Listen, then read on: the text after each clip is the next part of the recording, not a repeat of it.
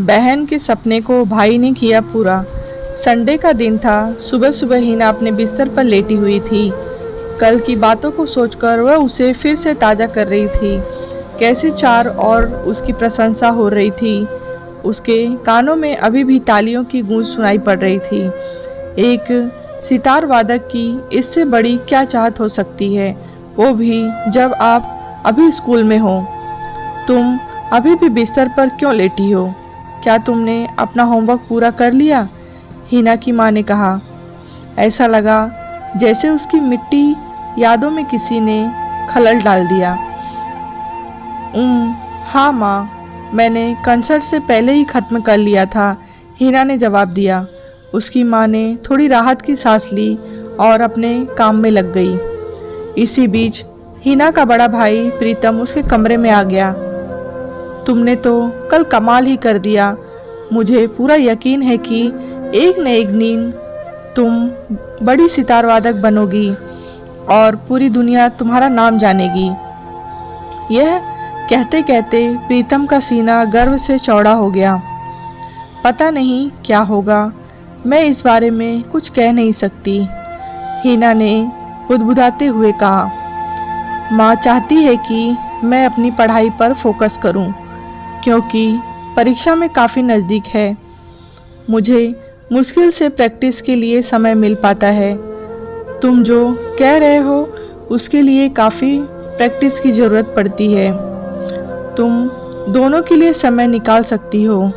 चिंता न करो, एक न एक दिन ऐसा ही होगा।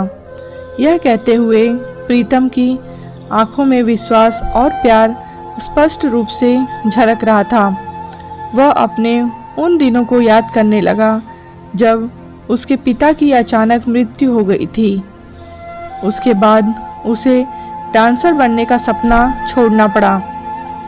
हालांकि उसने एक पेट्रोल पंप में काम करना शुरू कर दिया था, फिर भी वह उन दिनों को कभी भूल नहीं सकता। कैसे स्कूल में होने वाली विभिन्न प्रतियोगिताओं में उसने जीत हासिल की थी। कुछ महीनों के बाद जब एग्ज़ाम के रिजल्ट आए तो हिना के चेहरे पर मिलीजुली खुशी देखने को मिली।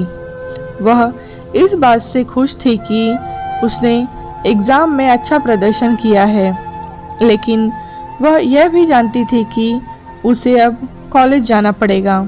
दिन ब दिन हिना को लग रहा था जैसे उसके सपने अब उससे दूर होते जा रहे हैं। जब एग्ज़ाम में बेहतर ग्रेड आने की जानकारी प्रीतम को मिली तो उसने हिना को बधाई देते हुए कहा, मैं पहले से ही जानता था कि तुम एग्ज़ाम में बहुत अच्छा करोगी। थैंक्स भाई, लेकिन अब मुझे ऐसा लग रहा है कि अपने सपने को अलविदा कहने का समय आ गया है, क्योंकि पढ़ाई को और अधिक गंभीरता से लेने की ज़रूरत है, हिना ने निराश होकर कहा। हाँ तो ठीक है, तुम एक अच्छे कॉलेज में जाओ और खूब पढ़ाई करो, लेकिन सितार भी बजाओ, प्रीतम ने कहा। आओ, मैं तुम्हें कुछ दिखाना चाहता हूँ।